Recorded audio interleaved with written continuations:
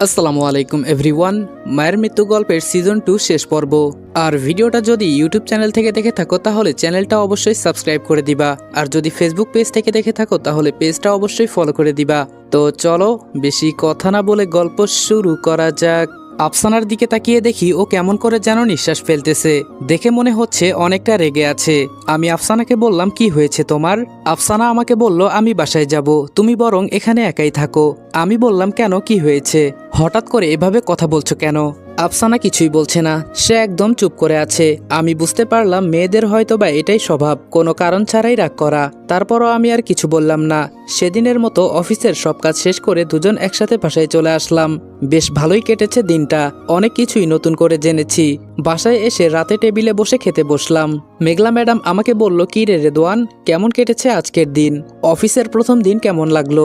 আমি বললাম, হ্যাঁ আপু, অনেক ভালো কেটেছে। মেঘলা ম্যাডাম বলল, তোকে তো অনেক আগে থেকে বলেছিলাম তুই বাবার দায়িত্বটা নিয়ে নে, বাবা অনেক কষ্ট করেছে, এখন তুই বড় হয়েছিস, তুই কর, কিন্তু তুই তো শুনিস না। আমি বললাম, হ্যাঁ আপু, এখন থেকে আমি করব, তোমাদের আর কষ্ট করা লাগবে না। কথাটা বলার কারণ হচ্ছে রেদওয়ানকে পাওয়া পর্যন্ত ওনাদের সকল দেখাশোনা, সকল কষ্টের দায়িত্বের দায়ভার আমি নিব। সবার সাথে খাওয়া দাওয়া শেষ করে আমি রুমে আসলাম। এমন সময় পেছনে ফিরে দেখি আফসানা এসেছে। আফসানা আমাকে উদ্দেশ্য করে বলল, রেদওয়ান ভাইয়া, তোমাকে একটা কথা বলার ছিল। আমি বললাম, হ্যাঁ বলো, কি বলতে চাও? আফসানা বলল, রেদওয়ান ভাইয়া, তুমি আগের থেকে অনেকটাই বদলে গেছো। তোমাকে এখন দেখলে আমার ভয় কম হয়। আগে আমার সাথে কেমন জানি করতে, তোমাকে দেখলেই ভয় পেতাম, মনে হতো আমি তোমার কাছে আসলেই তুমি আমার উপর ঝাঁপিয়ে পড়বে, কিন্তু এখন তুমি সেই রকম না, এখন তুমি অনেকটাই বদলে গেছো। আমি বললাম, আরে ওইসব কিছু না, আর আমি কেন তোমার উপর ঝাঁপিয়ে পড়ব? এসব হচ্ছে তোমার দুশ্চিন্তা, বুঝতে পেরেছো? আমাকে নিয়ে বাজে কথা না ভেবে ভালো কথা ভাবো, তাহলে দেখবে আমাকে ভয় আর পাবা না। আমি বুঝতে পেরেছি আফসানা কথাগুলো কেন বলতেছে, তার কারণ হচ্ছে ও রেদওয়ানকে অনেকটাই ভয় পায়। আফসানা বলল, ঠিক আছে ভাইয়া, আমি তাহলে এখন আসি। আমি বললাম, একটা কথা বলার ছিল আফসানা। আফসানা বলল, হ্যাঁ ভাইয়া বলো। আমি বললাম, যেটা জিজ্ঞেস করব কাউকে কিন্তু বলতে পারবা না। আফসানা বলল, হ্যাঁ ভাইয়া বলো, কাউকে আমি বলবো না। আজকে আমি তোমাদেরকে সবচেয়ে বিশ্বস্ত বুকমেকার ওনেক্স সম্পর্কে বলতে চাই, যেটি পিএসজি এবং সিরিয়ার অফিসিয়াল পার্টনার। এই অ্যাপে আপনি cricket, football, tennis live match দেখতে এবং তাদের স্কোর ভবিষ্যৎবাণী করে সহজেই অর্থ উপার্জন করতে পারবেন। সেই সাথে বিএমডব্লিউ গাড়ি, আইফোন, ল্যাপটপ এবং আরও অনেক নগদ পুরস্কার জেতারও সুযোগ রয়েছে। এই অ্যাপটিতে আপনি crash, crystal, under and over 21 ইত্যাদি গেম খেলে সহজেই আয় করতে পারবেন। সাইন আপ করার সময় আমার প্রচার কোড রিদওয়ান8 ব্যবহার করে আপনার প্রথম জমাতে 24,000 টাকা পর্যন্ত পান। আপনি বিকাশ, নগদ, ব্যাংক, ক্রিপ্টো, পেপাল এবং অন্যান্য সহজ পদ্ধতির মাধ্যমে সহজেই আপনার জেতা টাকা তুলতে পারবেন। এখানে আপনি 24 ঘন্টার 7 দিন গ্রাহক সহায়তা পাবেন। তাই এখনই গুগলে ওয়ানেক্স সার্চ করে অফিসিয়াল ওয়েবসাইটটিতে গিয়ে রেজিস্ট্রেশন করুন। আর রেজিস্ট্রেশনের সময় অবশ্যই আমার প্রচার কোড রেদওয়ান8 ব্যবহার করে প্রথমবার ডিপোজিটে 24,000 টাকা পর্যন্ত পান। আমি বললাম, আচ্ছা, একটা জিনিস এখনো আমার মাথায় আসছে না, আমি কেন জানি অনেক কিছুই ভুলে গিয়েছি। আমি যখন বাসায় থেকে চলে গিয়েছিলাম তারপর থেকে কি হয়েছে এটা আমি নিজেও জানি না। তুমি কি আমাকে একটা জিনিস মনে করিয়ে দিতে পারবে? আফসানা বলল, হ্যাঁ ভাইয়া বলো। আমি বললাম, আমি বাসা থেকে কেন বের হয়ে গিয়েছি। আমার কথাটা শুনে তো আফসানা অনেকটাই চমকে গেল আর আমার দিকে ড্যাব ড্যাব করে তাকিয়ে আছে। আমি বললাম, এভাবে চেয়ে থাকা লাগবে না, আমাকে বলো প্লিজ। আফসানা বলল, সত্যি কি তোমার কিছুই মনে নেই? আমি বললাম, মনে আছে নাকি নেই সেটা তুমি পরে দেখতে পারবে, আগে তোমাকে যেটা বলেছি সেটা বলো প্লিজ। তারপর আফসানা আমাকে সবকিছু খুলে বলল। মেঘলা ম্যাডামের আব্বু নাকি রেদওয়ানকে অন্য জায়গায় বিয়ে দিতে চায়, যে কিনা এই শহরের নামকরা বিজনেসম্যান রায়হান চৌধুরীর একমাত্র মেয়ে প্রিয়া। রেদওয়ান প্রিয়া মেয়েটাকে একটুও পছন্দ করে না, কারণ প্রিয়া মেয়েটা অনেক ছেলের সাথে বারে গিয়ে রাত কাটায়। এক কথায় যত রকমের খারাপ কিছু আছে সবকিছুই তার হাতের মুঠোতে। রেদওয়ান যতই খারাপ হোক না কেন সে কখনো এসব খারাপ কাজে যায়নি। হতে পারে একটু বদমেজাজি, কিন্তু এসব খারাপ কাজে নিজেকে কখনোই লিপ্ত করেনি। আফসানার মুখে সকল কথা শুনে আমি বুঝতে পেরেছি কেন এবার রেদওয়ান চলে গিয়েছে। কারণ রেদওয়ান যদি না যেত তাহলে ওর বাবা নিশ্চয়ই প্রিয়া মেয়েটার সাথে রেদওয়ানের বিয়ে দিয়ে দিত। অন্যদিকে রেদওয়ান নাকি আফসানাকে অনেকটাই ভালোবাসে। এবার আমি সবকিছুতেই ক্লিয়ার, রেদওয়ানকে খুঁজতে এবার আর আমার কোনো সমস্যা হবে না। আমি কালকে থেকে রেদওয়ানকে খুঁজে বের করার চেষ্টা করব। এদিকে রিয়া আর ওর চাচাতো বোন সেতু একসাথে একটা বদ্ধ রুমে আসলো। সেইখানে রাখা আছে একটি বই, যেই বইটিতে লেখা আছে মানবনগরীতে আসার একমাত্র উপায়। রিয়া কোনোভাবে আর দেরি করলো না, তাড়াতাড়ি করে বইটা খুলে লেখাগুলো পড়ে মানবনগরীতে দুজন একসাথে প্রবেশ করলো। রিয়ার এখন একমাত্র কাজ রনিকে খুঁজে বের করা। সে যেহেতু পড়ি, তাই রনিকে খুঁজে বের করতে তার আহামরি সময় লাগবে না। রিয়া যে করেই হোক না কেন রনির পা ধরে হলেও মাফ চেয়ে নিবে, রনির সব কথা শুনবে। রনি যতক্ষণ না মাফ করবে ঠিক ততক্ষণ পর্যন্ত পা ধরে বসে থাকবে। অন্যদিকে আমার সৎ বাবা আর আমার সেই চাচাতো বোন, ওরা সংসার করছে। এটা কিন্তু এই সমাজের কেউ জানে না। যদি জানে তাহলে তো সমস্যা হবে। সবাই বুঝতে পারবে আমি সেদিন নির্দোষ ছিলাম, আমার কোনো দোষ ছিল না। তাই তারা সেই গ্রাম ছেড়ে শহরে চলে যায়। আর শহরে কে রাখে কার খোঁজ? তাদের জীবনটা এখন জাহান্নাম হয়ে গিয়েছে। এদিকে পরের দিন সকালে আমি উঠে নাস্তার টেবিলে বসলাম। এমন সময় মেঘলা ম্যাডাম আমাকে বলল, তুই তোর ফেভারিট জায়গায় এখন আর যাস না? আমি একটু বুদ্ধি খাটিয়ে বললাম, কোনটার কথা বলতেছো? মেঘলা ম্যাডাম বলল, ওই যে তুই যে আগে একটা এতিমখানায় যেতি না, ওইটার কথা বলতেছি। আমি বললাম, আচ্ছা বুঝতে পেরেছি, কিন্তু মনে মনে ভাবতেছি এতিমখানাটা কোথায়। তখন আমি আবার মেঘলা ম্যাডামকে বললাম, আচ্ছা আপু, এতিমখানা কোনটার কথা বলতেছো? এতিমখানা তো মোটামুটি সবগুলোই আমার ফেভারিট, সবগুলোতে গেলে আমার মন ছুঁয়ে যায়। মেঘলা ম্যাডাম বলল, আরে বগুড়াতে যে এতিমখানাটা আছে না, তুই একটু বেশি যেখানে যাস, ওইটার কথা বলতেছি। এবার আমি একদম ক্লিয়ার হয়ে গেলাম। মনে মনে ভাবলাম রেদওয়ান হয়তোবা সেখানে আছে। তার কারণ হলো রেদওয়ানের ওই জায়গাটা যেহেতু সবচাইতে বেশি প্রিয়। আমি তাড়াতাড়ি করে নাস্তা করে সোজা বের হয়ে গেলাম। গাড়ি নিয়ে সোজা বগুড়ার উদ্দেশ্যে রওনা হলাম। আমার মন বলছে রেদওয়ান সেখানে আছে, কোনোভাবে ওকে যদি ফ্যামিলিতে আমি ফিরিয়ে আনতে পারি তারপর আমার দায়মুক্ত হবে। তারপর সবাইকে বিদায় জানিয়ে আমি আমার নতুন গন্তব্যে চলে যাব। জানি না তারপর আমি কোথায় যাব, কিন্তু এতটুকু জানি আমাকে অনেক কিছু করতে হবে। আমার মায়ের প্রতিশোধ আমাকে নিতেই হবে। তারপর এখন বগুড়ার উদ্দেশ্যে রওনা হয়ে গেলাম। অন্যদিকে মেঘলা রনির সেই ফাইলটা নিয়ে ওই ঠিকানায় বের হয়ে গেল। মেঘলা শুধু ভাবতেছে রনি আর রেদওয়ান কি একজনই নাকি আলাদা। এই কথাটা অনেকদিন ধরেই তাকে ভাবাচ্ছিল। তাই এখন সে আর দেরি না করে সেই ফাইলে থাকা ঠিকানায় রওনা দিল। অপরদিকে আমি বগুড়ার সেই ঠিকানা অনুযায়ী একটা এতিমখানার সামনে চলে আসলাম। এতিমখানার সামনে আসতে ছোট ছোট কিছু বাচ্চা আমাকে দেখে রেদওয়ান ভাইয়া বলে কাছে চলে আসলো। এবার আমি পুরোপুরি ক্লিয়ার হয়ে গেলাম, এখানে নিশ্চয়ই রেদওয়ান আছে। বাচ্চাগুলোকে নিয়ে আমি এতিমখানার ভেতরে প্রবেশ করলাম। সেইখানে থাকা হুজুররা আমাকে দেখে বলল, রেদওয়ান সাহেব, আপনার ঘুম হয়েছে? কালকে রাতে আপনি অনেক কষ্ট করেছেন, ওই জন্য আপনাকে আজকে আমরা জাগাইনি। এমনিতেই আপনি এতিমখানার জন্য অনেক কিছু করেছেন। তখন আমি ওনাদেরকে উদ্দেশ্য করে বললাম, আমি রেদওয়ান না, আমি হলাম রনি। আমার কথা শুনে সেখানে থাকা সবাই তো অবাক হয়ে গেল। ওরা মনে মনে ভাবছে আমি হয়তোবা রেদওয়ানের যমজ ভাই। তারপর আমি ওনাদেরকে বললাম, অবাক হওয়ার কিছুই নেই, আমি ওর কেউ না, কিন্তু আমরা সবাই তো আল্লাহর সৃষ্টি। আমি আর রেদওয়ান দেখতে একই রকম। তারপর ওনারা বলল, আচ্ছা ঠিক আছে, আপনি বসুন, আমি রেদওয়ান সাহেবকে ডাকতেছি। এই বলে দুইজন হুজুর সেখান থেকে চলে গেল। একটু পর হুজুর দুজন প্রবেশ করলো, সাথে রেদওয়ান। আমি রেদওয়ানকে দেখে সত্যি অনেকটাই অবাক হয়ে গেলাম। দেখতে হুবহু আমার মতোই, কোনো অমিল নেই। যেখানে আমি নিজে অবাক হয়ে গিয়েছি সেখানে মানুষ তো অবাক হবেই। আর এখন আমি বুঝতে পেরেছি কেনই বা মেঘলা ম্যাডাম আর তার আম্মু সবাই আমাকে রেদওয়ান ভেবে বসেছে। এদিকে রেদওয়ান তো আমাকে দেখে চমকে গেছে, এক দৃষ্টিতে আমার দিকে তাকিয়ে আছে সে। রেদওয়ান হয়তো ভাবছে এটা কি কোনো স্বপ্ন নাকি বাস্তব। সামনে থাকা ব্যক্তিটা দেখতে কিভাবে আমার মতো হুবহু হতে পারে? আমার তো কোনো যমজ ভাই নেই। তাহলে? তখন আমি সামনে গিয়ে রেদওয়ানকে উদ্দেশ্য করে বললাম, আমি হলাম রনি। আপনি হয়তো অনেক কিছুই ভাবছেন, আমি আপনার সব ভাবনা ক্লিয়ার করে দিচ্ছি।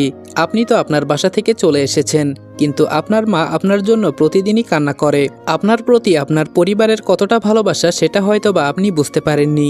যখন আমি কথাগুলো বললাম সেটা শুনে রেদওয়ানের চোখ দিয়ে বেয়ে বেয়ে পানি পড়তেছে। রেদওয়ান তখন আমাকে উদ্দেশ্য করে বলল, কিন্তু আপনি কিভাবে জানলেন? আপনি কি সত্যি বলছেন আমার মা আমার জন্য প্রতিদিন কান্না করতেছে? আমি বললাম, হ্যাঁ 100% সত্যি। আপনার পরিবার আপনাকে অনেক বেশি ভালোবাসে, তাই প্লিজ দেরি না করে আমার সাথে চলুন। রেদওয়ান বলল, আপনি কি করে এত কিছু জানলেন? তখন আমি সবকিছু রেদওয়ানকে খুলে বললাম। জেলখানা থেকে শুরু করে ওনাদের বাড়িতে পর্যন্ত কি কি হয়েছে সবকিছুই বললাম। সবাই আমাকে আপনি মনে করতেছে। আমি চাই মায়ের বুকে তার সন্তান থাকুক। তখন রেদওয়ান আমার কথা শুনে বলল, ভাই এভাবে বইলেন না। সত্যি বলতে আমি আপনার কষ্ট একটু হলেও বুঝতে পারছি। আমি দীর্ঘ অনেক দিন ধরে এইখানে আছি। পরিবারের উপর রাগ করে যখনই চলে এসেছি তারপর আমি বুঝতে পেরেছি পরিবার ছাড়া থাকাটা কতটা কষ্টের। একটু আগে তো আপনি বললেন আমার মা আমার জন্য কান্না করছে, তাহলে বোঝেন আমিও তো তার ছেলে, তাহলে আমার কতটা খারাপ লেগেছে। তবে আপনি হয়তো জানেন আমি কেন এসেছি। যেহেতু আপনি আমার বিষয়ে এতটা খোঁজ রেখেছেন তাহলে আমার বিষয়ে সবকিছুই আপনি জানেন।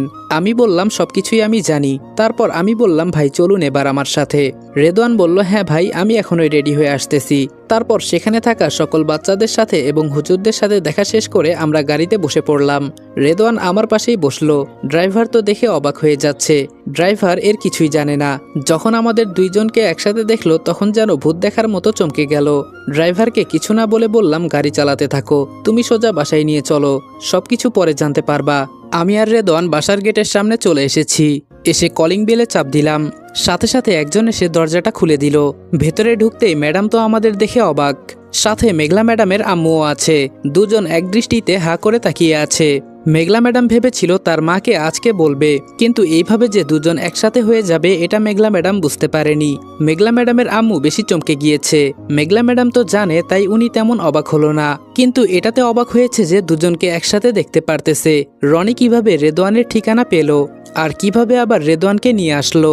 রেদওয়ান ধরে গিয়ে তার মাকে বুকে জড়িয়ে ধরে কান্না করতে লাগলো আর বলল, মা আমি তোমাকে ছাড়া আর কোথাও যাব না, তুমি আমার জন্য অনেক কান্না করেছো, আমি সবকিছুই জানি।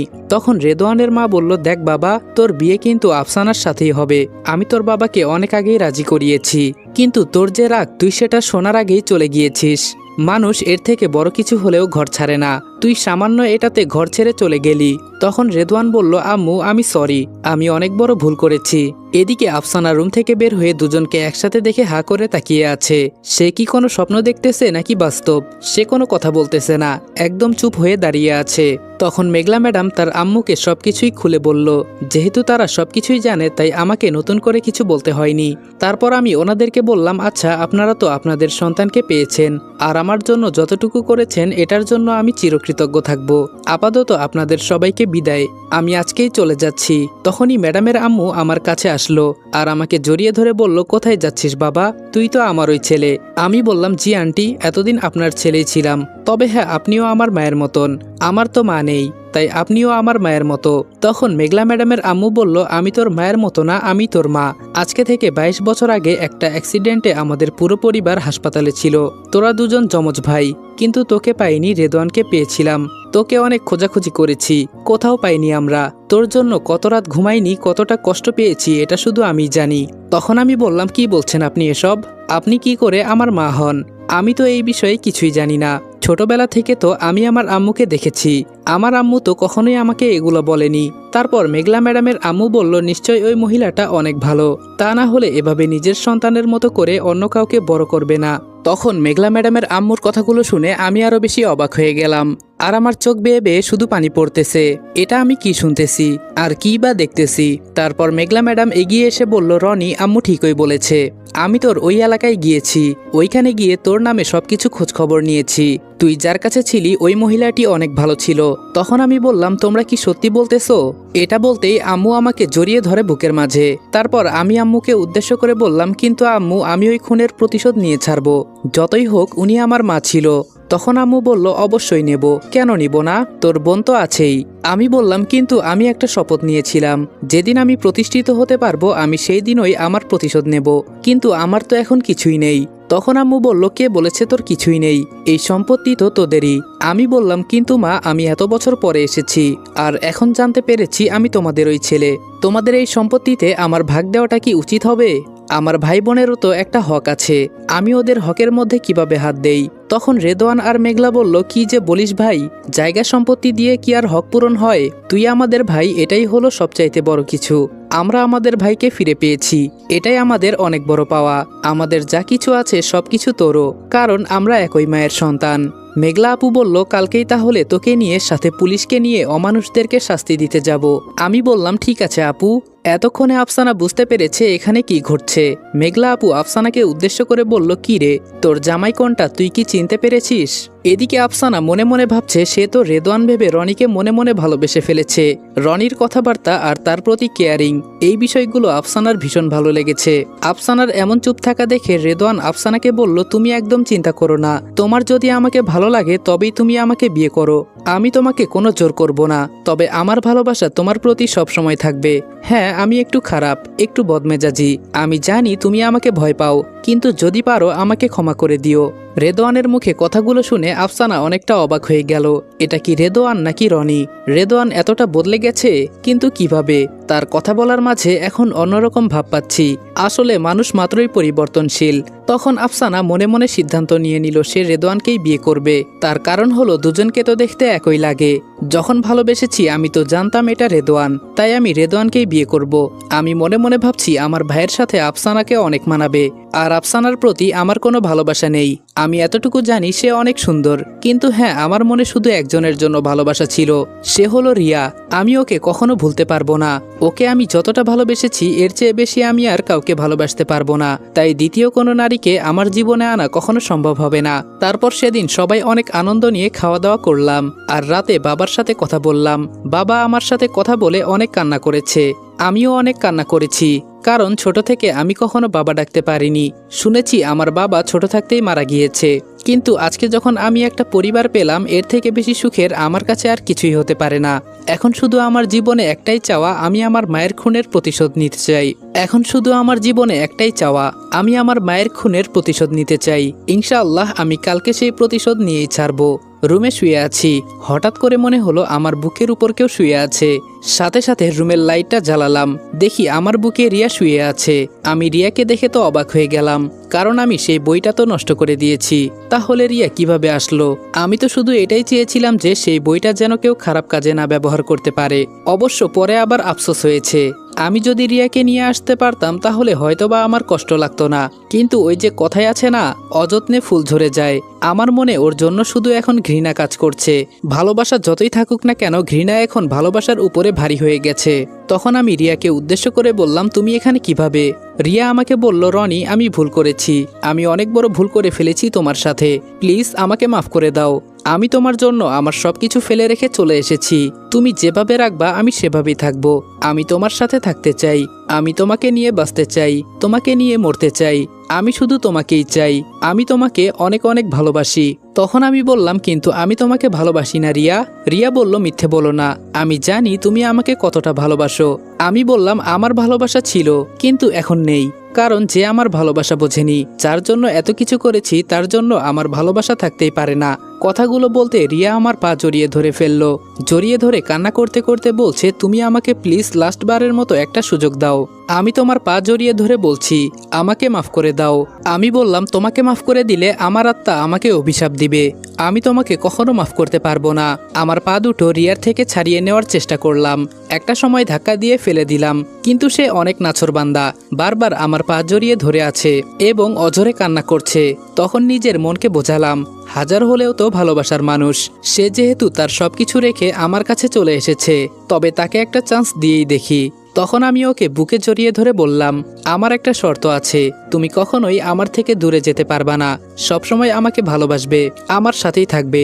রিয়া বলল, হ্যাঁ, আমি তোমার সব শর্ত মেনে নিব। আর তুমি তো এটা জানোই, আমি যখন তোমাকে বিয়ে করে নিব তখন আর আমি পড়ি থাকবো না। তখন আমি স্বাভাবিকভাবে জীবনযাপন করতে পারবো। তখন আমি বললাম, হ্যাঁ, সেটা আমি জানি। আমি কখনো ওকে ক্ষমা করতাম না, কিন্তু যেহেতু ও আমার কাছে চলে এসেছে আর ওর প্রতি আমার ভালোবাসা একটুও কমেনি, তাই ওকে আমি বিয়ে করতে চাই। তারপর রাতে ওকে বুকে জড়িয়ে ধরে ঘুমিয়ে গেলাম। অনেক স্বস্তি পাচ্ছি আজকে। সবকিছু যেন আমার লাইফে অনেক তাড়াতাড়ি হয়ে যাচ্ছে। কেমন জানি সবকিছুই আলোকিত হয়ে গেল। একটা পরিবার পেলাম, ভালোবাসার মানুষ পেলাম। কোনো কিছুর অভাবই যেন মনে হচ্ছে না আজকে। পরের দিন সকালে ঘুম থেকে উঠে আমি আর রিয়া নিচে গেলাম। আমার সাথে রিয়াকে দেখে আম্মু আপু সবাই অবাক হয়ে গেছে। আম্মু বলল, কি রে রনি, তোর সাথে এই মেয়েটাকে? আমি বললাম, সে অনেক কাহিনী আম্মু, তবে এতটুকু জানি ও আমার ভালোবাসার মানুষ। আম্মু বলল, আচ্ছা ঠিক আছে, তোর যেহেতু ভালোবাসার মানুষ, তবে আমি একটা সিদ্ধান্ত নিয়েছি। আমি এমনিতেও তোর জন্য মেয়ে খুঁজতাম। যেহেতু তোর পছন্দ আছে, সেক্ষেত্রে আমার ওই কাজটা আর করা লাগবে না। আমি চাই তোদের দুই ভাইয়ের বিয়ে একসাথে দিব। মেঘলাকে উদ্দেশ্য করে আম্মু বলল, তোরা তাড়াতাড়ি খাওয়া দাওয়া শেষ কর, এখনই বের হব। আর পুলিশকে কল দিয়ে বলেছিস তো? মেঘলা বলল, হ্যাঁ, আমি সবকিছুই বলে রেখেছি, সবকিছুই রেডি আছে। তারপর আমরা সবাই মিলে নিচে গেলাম।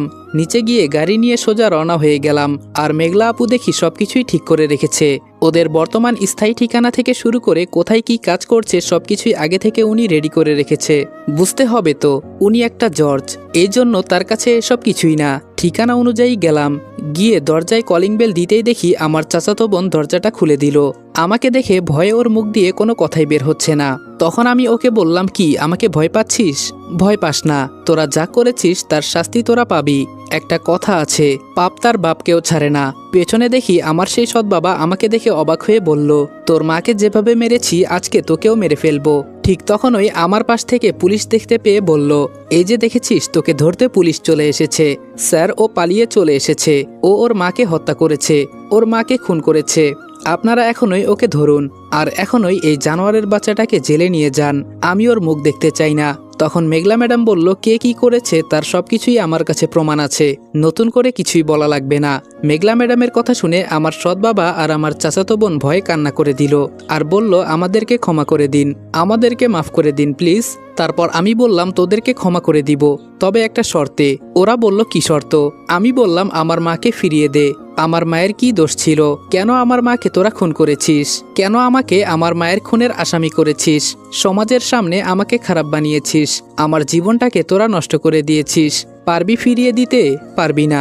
তখন আমি পুলিশদেরকে বললাম, আপনারা এখনই এই জানোয়ারগুলোকে জেলে নিয়ে যান। তখন মেঘলা আপু বলল, এতটুকু শিওর থাকো, যেহেতু তোমরা হত্যা করেছো সেক্ষেত্রে তোমাদেরকে আমি মৃত্যুদণ্ডই দিব। এটা আমি বলে রাখলাম, কারণ আমি এখন পর্যন্ত কাউকেই ছাড় দেইনি, আর তোদেরকে ছেড়ে দিব এটা কখনোই হতে পারে না। তোরা এতটা জঘন্য কাজ করেছিস, তোদেরকে তো মৃত্যুদণ্ড দেওয়াই লাগবে। মেঘলা আপুর কথা শুনে ওরা কান্না করে দিল আর বলতে শুরু করলো, প্লিজ আমাদেরকে মাফ করে দেন ম্যাডাম, আমাদের ভুল হয়ে গেছে, আমাদেরকে মৃত্যুদণ্ড দিবেন না। আপনারা হয়তো ভাবছেন দেখা হওয়ার সাথে সাথে কিভাবে মৃত্যুর জন্য দিতে পারে। মেঘলা আপু শুধু এটা বলেছে, সবকিছুর প্রমাণ আছে আমার কাছে। যেহেতু প্রমাণ আছে আর উনি যেহেতু জর্জ, সেক্ষেত্রে ওনাদের শাস্তি দেওয়াটা খুব সহজ।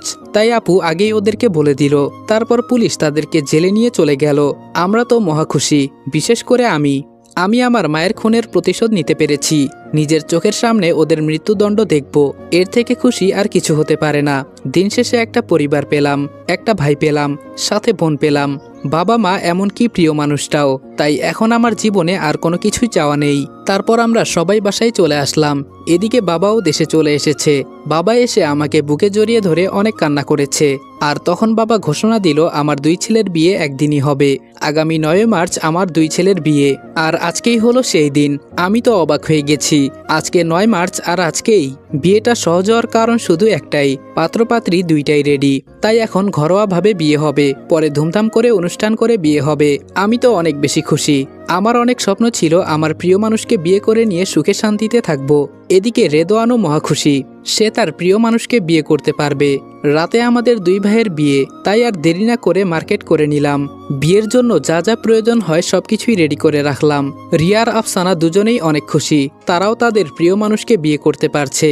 রাতে বিয়ের পরে বাসর ঘরে ঢুকলাম। রেদওয়ান আফসানাকে বলল, কি খালাতো বোন, আমাকে নাকি বিয়ে করবে না?